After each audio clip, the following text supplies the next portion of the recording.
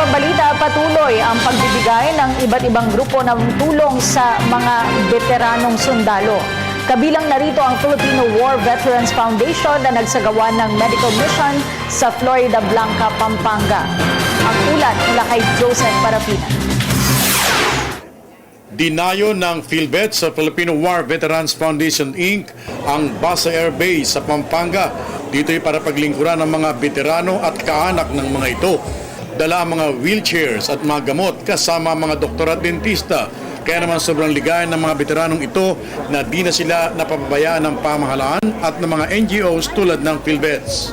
Sufficient enough to be observed. Hindi masasayang yung mga serbisyo ng ating mga dinadalang mga doktor at nurses dito. So we are able to provide assistance to the retirees surrounding Basa Air Base. Para kay Sargento Cabal, World War II veterans, nakatutuwang may gamot na ay napapaligaya pa sila ng dating mga kasama. Kasama niyang nagpunta rito ang retiradong general na anak niyang si General Sibal na natuwa naman sa pangyayaring ito. Halos pareho ang kanilang pakiramdam sa sitwasyon. Siyempre, yung mga nangyari noon na naikwento sa akin, yung nasisihan din. Ganon din ang mga pangyari sa akin na ikukwento ko rin sa kanya. Ganon. Masaya po.